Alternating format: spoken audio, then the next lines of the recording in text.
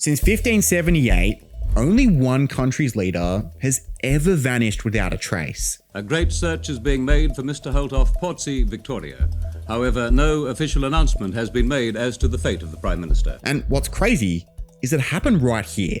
This is a small Victorian town called Portsea, and in 1967, it was home to a woman called Marjorie Gillespie. She was the secret mistress of Australia's Prime Minister, Harold Holt. At the end of a terrible year in Parliament, Holt went to visit her. Needing cover, Gillespie and Holt visited this beach right here, Cheviot Beach. To get to it, you had to pass a quarantine facility. Holt said to the guard, "Do you know who I am?" As Gillespie looked at the raging surf, a swim seemed unimaginable. Yet, Holt was no ordinary Prime Minister. He'd speared sharks, swum with crocodiles, and had even been dubbed 007 by the British press. A choppy sea was nothing to fear, and so he strode on out to the surf. Unfortunately, Holt was never seen again. Dozens of police, search and rescue squads and divers have been rushed to the area and have been searching since 2 o'clock. So this video is a third in a 3-part series of prime ministers who have had their careers brought to an abrupt end. For obvious reasons, this one was the most abrupt ending. Now, Holt had long been a titan of Australian politics, entering Parliament in 1935. However, he'd long been in the shadow of the leader of his Liberal Party, Robert Menzies. Menzies had led the Liberals to nearly 2 decades of dominance, but retired in 1966, bowing out as Australia's longest serving Prime Minister. And this time in office had given Menzies a level of invincibility. During World War II, Menzies rebuilt a shattered group of Conservative parties into the resurgent Liberal Party. Not only did he beat Labour in 1949, but he masterfully painted Labour as being sympathetic to the Soviet Union in the middle of the Cold War. He didn't need to be liked, didn't need to explain himself, and didn't need to hide any weaknesses. He was the unquestioned leader of Australia. In fact, Menzies was so influential that he virtually decreed that his treasurer Harold Holt be the one who replace him. The Liberals then unanimously voted Holt as their new Prime Minister. But when Menzies left, so did his protection for Holt. Unlike his predecessor, Holt had to win new friends and build long-term support for his leadership in order to stave off any future leadership challenges. For Menzies, this only aggravated what Holt's biographer Ross Walker called his greatest weakness, his need to be liked. But the harsh reality was that 1966 was a particularly difficult year to be an adored Liberal Prime Minister. You see, in 1962, Menzies had deployed a small set of forces to support America in Vietnam. This was an effort to help the South repel the communists back north from unifying Vietnam under their rule. In 1965, President Lyndon Johnson had escalated the war and sent more soldiers. The issue was that when it came to Vietnam, Britain had stayed out of it, Europe had stayed out of it, and even Canada had stayed out of it. That meant that there was few other places for Johnson to turn, and so he looked to Australia. After his Vice President Hubert Humphrey visited the new Prime Minister, Holt agreed to send conscript soldiers over to Vietnam.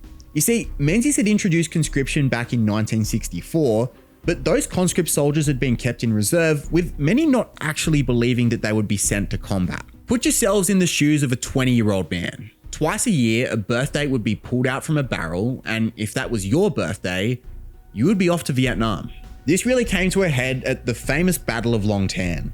After their base was attacked, Australian soldiers went looking for the Viet Cong forces responsible here in the Long Tan rubber plantation. However, this was a trap, and the Australian soldiers were ambushed. Some estimates even have them being outnumbered 20-1. Heroically, the Australians forced them to retreat, but not without cost. 18 Australian soldiers were killed, 11 of whom were conscripts. Despite being able to celebrate a tactical victory, the battle only compounded the pressure on the new Prime Minister. After all, he'd made the call to send those 11 conscripts who never returned home. In the eyes of many, Holt was a mere puppet of President Johnson.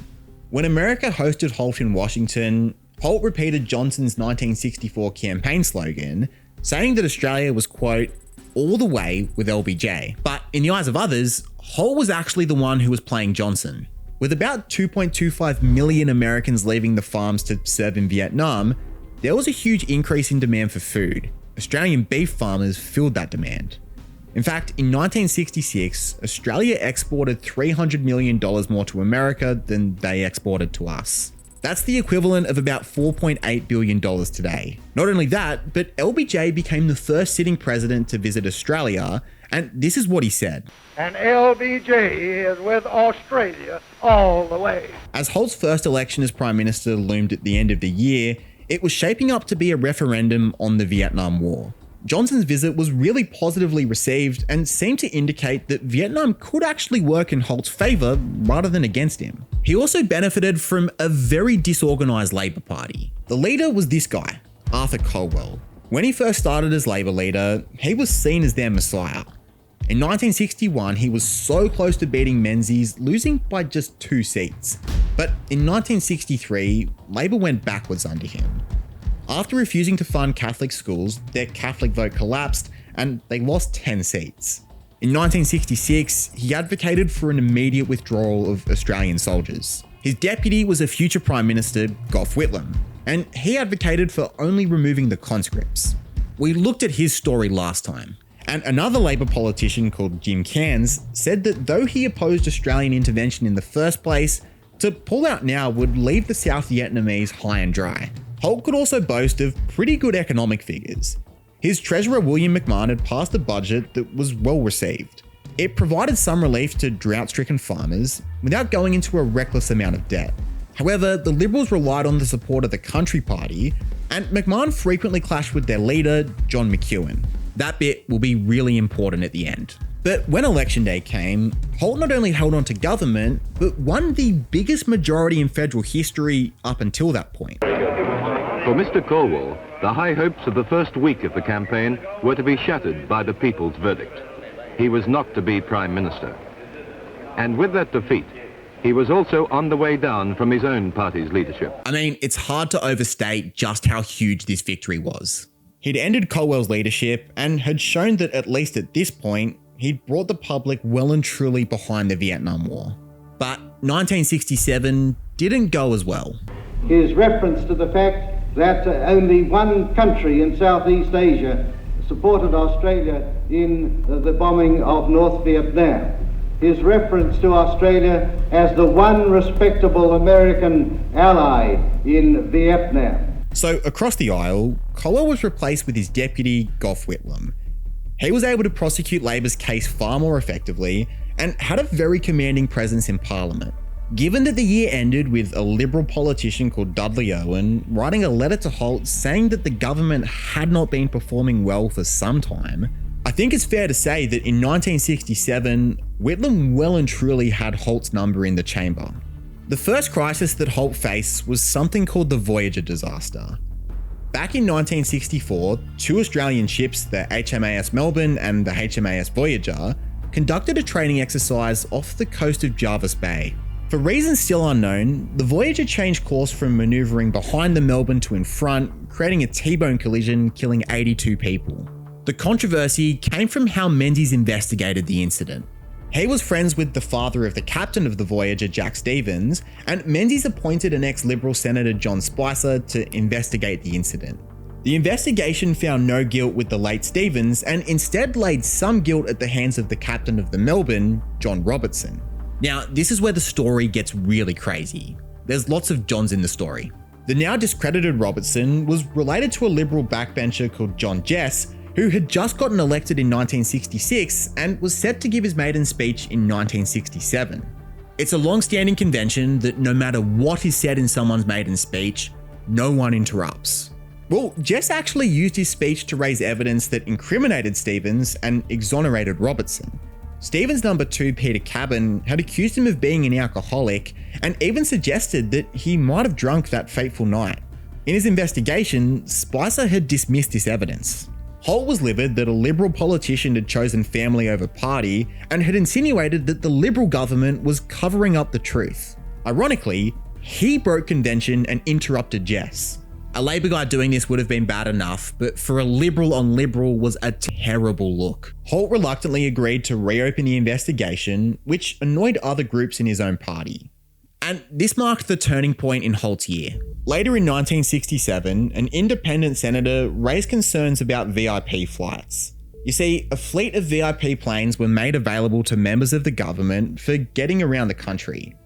The issue was that these were being used for private purposes. In other words, taxpayers were funding politicians to go on private jet trips. You might be old enough to remember pretty much the exact same scandal around another Liberal politician, Bronwyn Bishop. But when Holt was asked for records, he was adamant that there simply weren't any. That wasn't actually true. In the Senate, a Liberal called John Gorton accessed the records and presented them. Now, this would seem like a terrible case of someone undermining their leader, but I don't think it's quite like that. In a private letter, Gorton told Holt that a cover-up was a far worse scandal than just a couple of needless flights, and said that the Liberals needed to cut their losses. In other words, secrecy was more damaging than the original scandal. By all accounts, Holt was mortified to learn that he'd lied to Parliament and very much agreed with Gorton. The Senate issue only got worse though. You see, Australia has two chambers of Parliament. A bill gets proposed in the lower house where every member represents a local area. Once it passes through here, it gets sent to the upper house where each state gets 12 members and each territory gets 2. Right now, at least in most elections, every lower house seat is up for contest and half of the Senate is up for contest. 3 years later, the other half of the Senate is up for contest.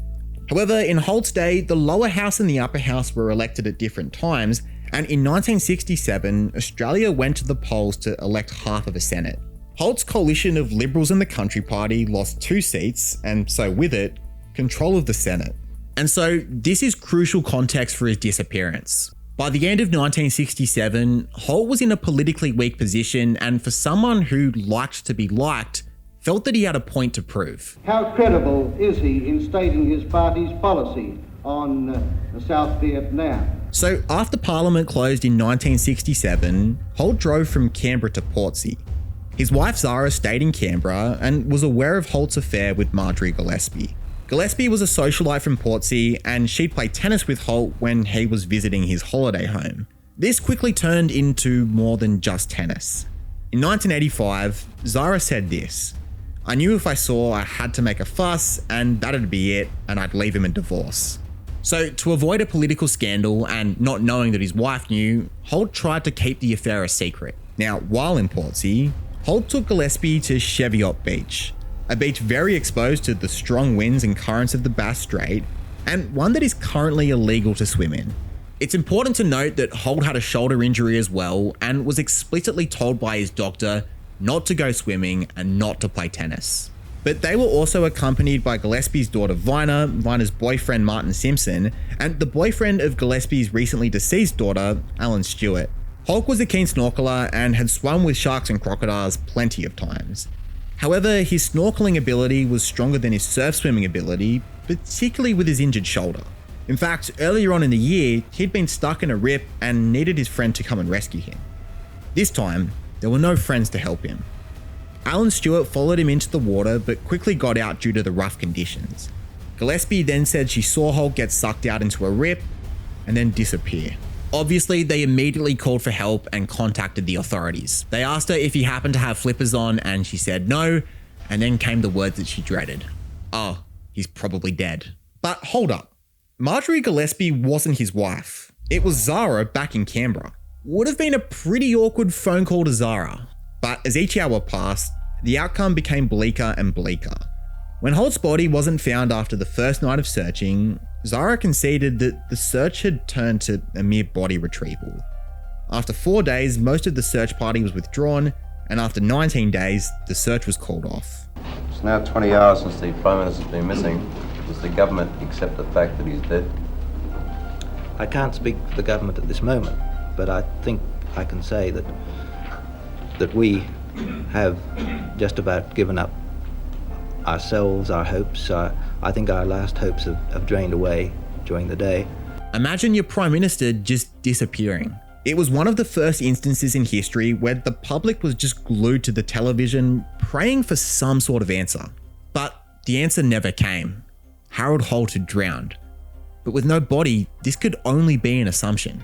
In fact, it took until 2005 for a formal government inquest.